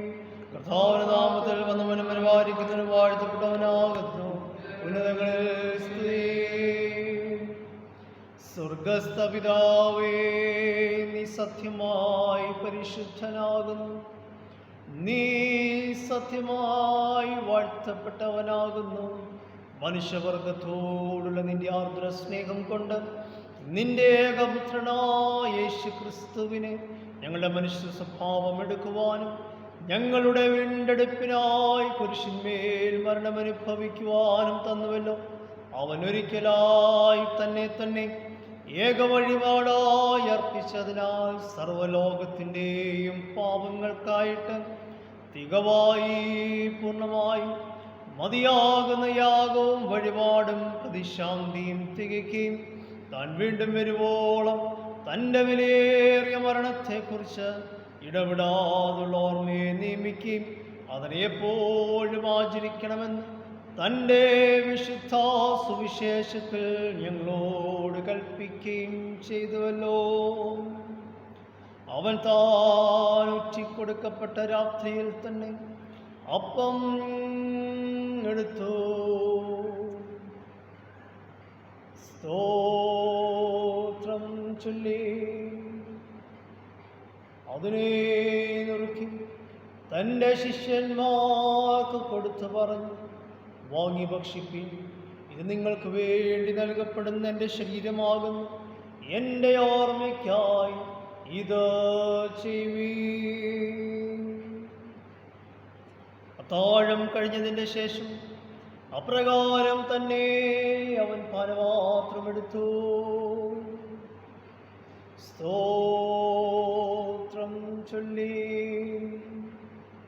അവർക്ക് കൊടുത്തു പറഞ്ഞു, നിങ്ങളെല്ലാവരും ഇതിൽ നിന്ന് കുടിപ്പീൻ. എന്തെന്നാൽ ഇത് നിങ്ങൾക്ക് വേണ്ടിയും അനേകർക്ക് വേണ്ടിയും പാപമോചനത്തിനായിട്ട് ചൊരിയപ്പെടുന്ന പുതിയ നിയമത്തിലുള്ള എൻ്റെ രക്തമാകുന്നു. നിങ്ങളിത് കുടിക്കുമ്പോഴൊക്കെയും എൻ്റെ ഓർമ്മയ്ക്കായി ചെയ്യുവീൻ.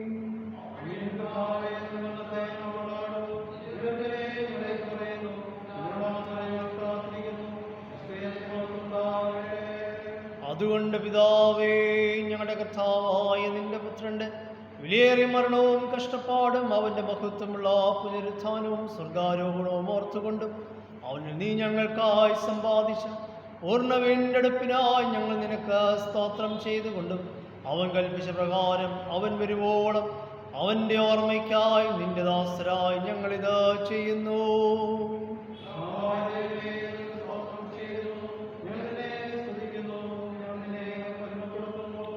കരുണയുള്ള പിതാവേ, ഞങ്ങളെ നിന്റെ ഈ ദാനങ്ങളായ അപ്പത്തെയും വീഞ്ഞിനെയും നിന്റെ പരിശുദ്ധാത്മാവിനായി ശുദ്ധീകരിച്ച് ഞങ്ങൾ മുറിക്കുന്ന ഈ അപ്പം ക്രിസ്തുവിൻ്റെ ശരീരത്തിൻ്റെ കൂട്ടായ്മയും ഞങ്ങൾ വാഴ്ത്തുന്ന ഈ പാനപാത്രം ക്രിസ്തുവിൻ്റെ രക്തത്തിൻ്റെ കൂട്ടായ്മയും ആകേണ്ടതിന് കൃപ നൽകണമെന്ന് ഞങ്ങൾ താഴ്മയോടെ അപേക്ഷിക്കുന്നു.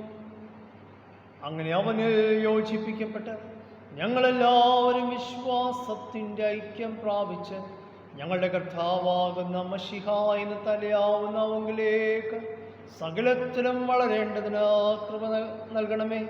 അവൻ മൂലമായും അവനോടുകൂടെയും പരിശുദ്ധാത്മാവിൻ്റെ ഐക്യത്തിൽ സർവശക്തനായ പിതാവേ, നിനക്ക് സകല ബഹുമാനവും മഹത്വവും കാലാവസാനം കൂടാതെ ഉണ്ടായിരിക്കട്ടെ.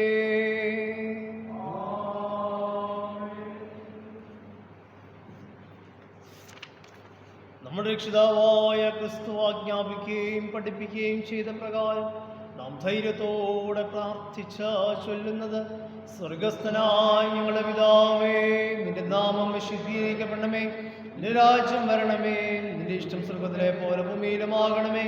ഞങ്ങൾക്ക് ആവശ്യമുള്ള ആഹാരം എന്ന് തരണമേ.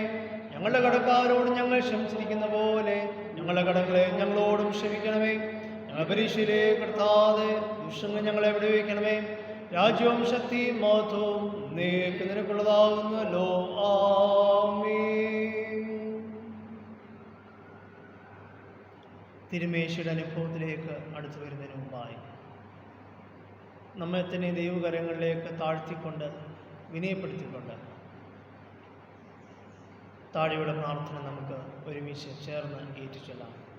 കരുണയുടെ കർത്താവേ, ഞങ്ങൾ നിന്റെ പലവിധമായ വലിയ കരുണകളല്ലാതെ ഞങ്ങൾ സന്ധിയിൽ ആശ്രയിച്ചുകൊണ്ട് നിന്റെ മേശയിലേക്ക് വരുവാൻ തുനിയുന്നില്ല. ഞങ്ങൾ നിന്റെ മേശയിൽ വീഴുന്ന അപ്പം നൽകുക പോലും അനുഭവിപ്പാൻ യോഗ്യതയുള്ളവരല്ല. എന്നാൽ നീ എപ്പോഴും കരുണയുന്ന സ്വഭാവമുള്ള കർത്താവ് തന്നെയാകുന്നു. അതുകൊണ്ട് കൃപയുള്ള കർത്താവേ, ഞങ്ങളുടെ പാപശ്യങ്ങളും ആത്മാക്കളും നിശ്ചയപുത്രനായ യേശു ക്രിസ്തുവിൻ്റെ ഏറ്റവും വലിയ ശരീരത്താലും ശുദ്ധീകരിക്കപ്പെടുവാനും ഞങ്ങൾ അവനിലും അവൻ ഞങ്ങളെപ്പോഴും സിദ്ധാന്തക്കോണം ഞങ്ങളുടെ മാംസത്തെ ഭക്ഷിക്കുകയും അവൻ്റെ രക്തം കുടിക്കുകയും ചെയ്യേണ്ടതിന് ഞങ്ങൾക്ക് കൃപ തരണമേ. ആമേൻ. നാം ഓർക്കുന്ന അപ്പം ക്രിസ്തുവിൻ്റെ ശരീരത്തിൻ്റെ കൂട്ടായ്മയല്ലയോ?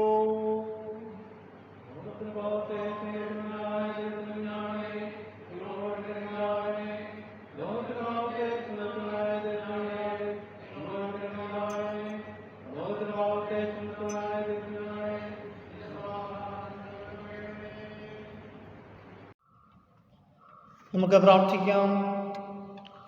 സ്നേഹവാനായ ഞങ്ങളുടെ ദൈവമേ, സ്വർഗീയ പിതാവേ, ഈ വിശുദ്ധമായ ദിനത്തിൽ ദൈവസന്നിധിയിലേക്ക് കടന്നു വന്ന് ആരാധനയുടെ അനുഭവക്കാരായി മാറുവാൻ ഞങ്ങളെ അവിടുന്ന് ഒരുക്കിയതോർത്ത് സ്തോത്രം ചെയ്യുന്നു.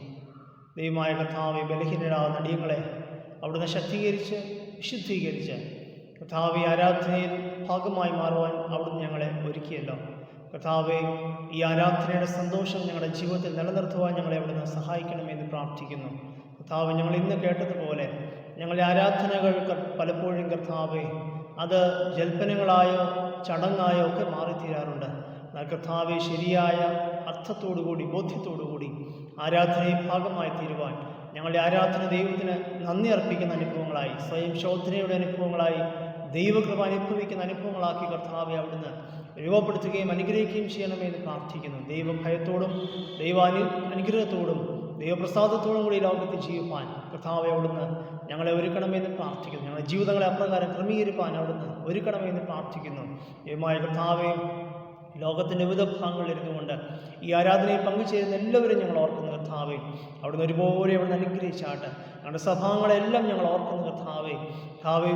പലവിധമായ പ്രയാസങ്ങളിലൂടെ, പ്രശ്നങ്ങളിലൂടെ, രോഗത്തിൻ്റെ അനുഭവങ്ങളിലൂടെ, ബുദ്ധിമുട്ടുകളുടെ അനുഭവങ്ങളിലൂടെ, സാമ്പത്തിക പ്രയാസങ്ങളും ഞെരുക്കങ്ങളുമായിട്ട് കടന്നു പോകുന്നവർ, ആഗ്രതകളിലും വിഷമങ്ങളിലും കർത്താവേ മനസ്സ് നീറുന്ന ജീവിത പ്രശ്നങ്ങളുമായി കടന്നു പോകുന്നവരെല്ലാവരും ഞങ്ങളെ ഏൽപ്പിച്ച് ഞങ്ങൾ പ്രാർത്ഥിക്കുന്നു. കുടുംബ ബന്ധങ്ങളിൽ, വ്യക്തിബന്ധങ്ങളിലെ, പ്രവർത്തന മേഖലകളിലൊക്കെ സംഘർഷങ്ങളും പ്രയാസങ്ങളുമായിട്ട് കഴിയുന്നവർ ഞങ്ങൾ ഓർക്കുന്ന കർത്താവേ, ദൈവമായ കർത്താവ് എല്ലാവരെയും അവിടുന്ന് ആശ്വസിപ്പിക്കുകയും ബലപ്പെടുത്തുകയും ധൈര്യപ്പെടുത്തുകയും ചെയ്യണമെന്ന് പ്രാർത്ഥിക്കും. ദൈവകൃപയിൽ കൂടുതൽ ചേർന്നിരുന്നുകൊണ്ട് ദൈവാനുഗ്രഹത്തോടെ കർത്താവെ എല്ലാ പ്രതിസന്ധികളെയും തരണം ചെയ്യുവാൻ, എല്ലാ വേദനകളെയും കർത്താവെ അഭിമുഖീകരിപ്പാൻ തക്കവണ്ണം, കർത്താവെ എല്ലാ രോഗത്തിൻ്റെ അനുഭവങ്ങളും സൗഖ്യം പ്രാപിപ്പാൻ തക്കവണ്ണം അവിടുന്ന് സഹായിക്കുകയും അനുഗ്രഹിക്കുകയും ചെയ്യണം.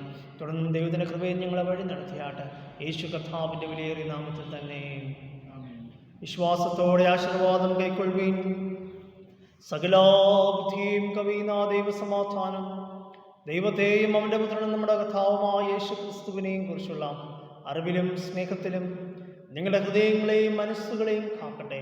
ഇങ്ങനെ പിതാവും പുത്രനും പരിശുദ്ധാത്മാവുമായ ത്രിയേക ദൈവത്തിൻ്റെ അനുഗ്രഹവും കാവലും നടത്തിപ്പും എല്ലായ്പ്പോഴും നിങ്ങളെല്ലാവരോടും കൂടെ ഇരിക്കുമാറാകട്ടെ. ദൈവനാമത്തിന് മഹത്വമുണ്ടാവട്ടെ. ഇന്ന് ഈ മനോഹരമായ ദിനത്തിൽ ഒരുമിച്ച് ദൈവസന്നിധിയിൽ ആയിരിക്കാൻ തക്കവണ്ണം ദൈവം നമ്മെ ഇടയാക്കുന്ന വലിയ കൃപയ്ക്കായിട്ട് ദൈവത്തിന് സ്തോത്രം ചെയ്യുന്നു. പ്രത്യേകിച്ച് ഈ ആരാധനയിൽ പങ്കുചേരുന്ന എല്ലാവരെയും സ്വാഗതം ചെയ്യുന്നതോടൊപ്പം ഞങ്ങളെല്ലാവരോടുമുള്ള പ്രത്യേക നന്ദിയും സ്നേഹവും ഈ സമയത്ത് അറിയിക്കുകയും ചെയ്യുന്നു. ഈ വരുന്ന വെള്ളിയാഴ്ച രാവിലെ 9 മണിക്ക് വിശുദ്ധ സംസർഗ ശുശ്രൂഷ പതിവ് പോലെ ദേവാലയത്തിൽ വെച്ച് നടത്തപ്പെടും. അതേപോലെ തന്നെ എല്ലാ ബുധനാഴ്ചകളിലും ഈ നോമ്പിനോടനുബന്ധിച്ച് എല്ലാ ബുധനാഴ്ചകളിലും നാം നടത്തി വരുന്നത് പോലെ വൈകുന്നേരം 6:30 മണിക്ക് നോമ്പിൻ്റെ ആരാധന ദേവാലയത്തിൽ വെച്ച് നടത്തപ്പെടുന്നതാണ്. ഈ ആരാധനകളിലും എല്ലാം നിങ്ങളുടെ സജീവമായ സാന്നിധ്യം ഉണ്ടാവണമേ എന്ന് ഓർമ്മിപ്പിക്കുകയും ചെയ്യുന്നു. മൂന്നാം ഞായറാഴ്ച, അടുത്ത ഞായറാഴ്ച രാവിലെ 9 മണിക്ക് വിശുദ്ധ സംസർഗ ശുശ്രൂഷയോടുള്ള ആരാധന ദേവാലയത്തിൽ വെച്ച് നടത്തപ്പെടും. അന്നേ ദിവസം നാം സ്ത്രീജന സഖ്യ ഞായറായിട്ട് പ്രത്യേകമായിട്ട് വേർതിരിച്ചിരിക്കുന്നു. നമ്മളുടെ ഇടവകയിലെ സ്ത്രീജനങ്ങൾ അന്നേ ദിവസം ആരാധനയിൽ വിവിധ ഭാഗങ്ങൾക്ക് നേതൃത്വം നൽകുന്നതാണ് എന്നുള്ളത് ഓർമ്മിപ്പിക്കുന്നു. അന്ന് ആരാധനയിൽ വഞ്ചികാ സമർപ്പണം ഉണ്ടായിരിക്കുന്നതാണ്. നിങ്ങളെല്ലാവരുടെയും ഭവനങ്ങളിൽ വഞ്ചികാ സമർപ്പണത്തിനുള്ള കവറുകൾ എത്തിയിട്ടുണ്ട് എന്ന് ഞാൻ വിശ്വസിക്കുന്നു. ലഭിച്ചിട്ടില്ലാത്തവർ അറിയിക്കുന്നുവെങ്കിൽ കവറുകൾ ലഭ്യമാക്കുന്നതിനുള്ള ക്രമീകരണവും ചെയ്യുന്നതാണ്. അതുകൊണ്ട് അന്നേ ദിവസം വഞ്ചികാ സമർപ്പണം ഉണ്ടായിരിക്കുന്നതാണ്. ആ കാര്യത്തിലും നിങ്ങളുടെ സജീവമായ പങ്കാളിത്തം അഭ്യർത്ഥിക്കുകയും ചെയ്യുന്നു. അതേപോലെ തന്നെ അന്ന് ആരാധനയ്ക്ക് ശേഷം സ്ത്രീജന സഖ്യത്തിൻ്റെ 2020-23 വർഷത്തേക്കുള്ള തെരഞ്ഞെടുപ്പ് നടത്തപ്പെടുന്നതാണ് എന്നുള്ളതും പ്രത്യേകമായിട്ട് അറിയിക്കട്ടെ. ഈ മാർച്ച് മാസം 31-ാം തീയതിക്ക് മുമ്പായി 31 സാമ്പത്തിക വർഷം അവസാനിക്കുന്നതിന് അതിന് മുൻപായിട്ട് സഭാ വരുമാനങ്ങൾ എന്തെങ്കിലും നൽകുവാനായിട്ടുണ്ടെങ്കിൽ, കുടിശ്ശികളുണ്ടെങ്കിൽ ലേലം, ആദ്യഫലം, പിടിയേരി, മാസവരി, അതുപോലെ നമ്മുടെ പാരീഷ് ഹോളിൻ്റെ നിങ്ങൾ പ്രോമിസ് ചെയ്തിട്ടുള്ള എമൗണ്ടുകൾ ഇതൊക്കെ കൊടുത്തു തീർക്കുവാനുള്ള സമയമാണ്. അതുകൊണ്ട് ഈ വരുന്ന ദിവസങ്ങളിൽ മാർച്ച് 31-ാം തീയതിക്ക് മുമ്പായിട്ട് എല്ലാ കുടിശ്ശികളും സഭാ വരുമാനങ്ങളും കൊടുത്തു തീർക്കുവാനായിട്ട് നിങ്ങളുടെ സഹകരണം ഉണ്ടാവണമെന്ന് പ്രത്യേകമായിട്ട് അഭ്യർത്ഥിക്കുകയും ചെയ്യും. Thank you. God bless you.